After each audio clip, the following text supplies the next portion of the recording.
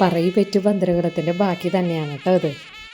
ആ 11 മക്കളും 11 ദേശക്കാരുടെ കൂടെ 11 തരത്തിലാണ് കഴിഞ്ഞതെങ്കിലും കുറച്ച് നാൾ കഴിഞ്ഞപ്പോൾ അവർക്ക് പരസ്പരം മനസ്സിലായി അവർ സഹോദരങ്ങളാണെന്ന്. വരരുചിയും ഭാര്യയും ദേശാടന വേളയിൽ മരിക്കുകയും ചെയ്തു.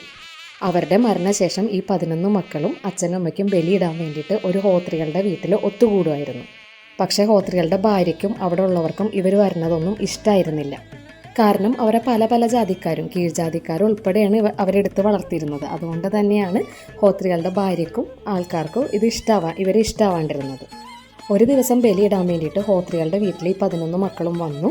അന്ന് രാത്രി അവർ കിടന്നുറങ്ങുന്ന സമയത്ത് ഈ ഹോത്രികൾ തൻ്റെ ഭാര്യയും കൂടെ ഉള്ളവരെയും വിളിച്ചിട്ട് അവരുടെ അടുക്കൽ ചെന്നു. എന്നിട്ട് തൻ്റെ ഹോത്രികളുടെ ഭാര്യയോടും കൂടെ ഉണ്ടായിരുന്നവരോടും പറഞ്ഞു ഹോത്രികളെ തൊട്ടിട്ട് കിടന്നുറങ്ങണവരെ നോക്കാൻ. അവരങ്ങനെ ചെയ്തപ്പോൾ ആയുധങ്ങളോടുകൂടി അനന്തൻ്റെ മേലെ കിടന്നുറങ്ങുന്ന 11 പേരെയാണ് കണ്ടത്.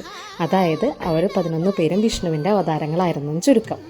പിന്നീട് അങ്ങോട്ട് ഹോത്രികളുടെ ഭാര്യയും മറ്റുള്ളവരും തൊഴുകയോടുകൂടി മാത്രമാണ് അവരെ സ്വീകരിച്ചിരുന്നത്.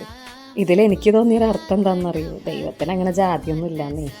ഇതിനിടയിൽ വേറെ ചെറിയൊരു ഐതിഹ്യം കൂടി പറയുന്നുണ്ട്. അതായത് ഈ ഹോത്രികളുടെ ഭാര്യ ഒരു ദിവസം കുളിക്കാൻ പോയപ്പോൾ ഒരു താലവും എടുത്തിട്ട് പോയി വീട്ടിൽ നിന്ന്. ആ താലം കഴുകി വൃത്തിയാക്കി പുഴക്കരയിൽ വെച്ചു. പക്ഷെ പുഴക്കരയിൽ നിന്ന് അത് ഒഴുകി പോവാതിരിക്കാൻ വേണ്ടി ആ താലത്തിൽ കുറച്ച് മണ്ണിട്ടിട്ടാണ് വെച്ചത്.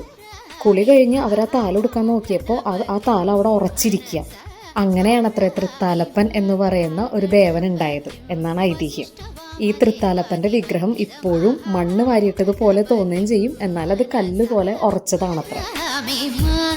ഗണപതിം വസിഷ്ഠ വാമദേവാതി വന്ദിതം ഗണപതിം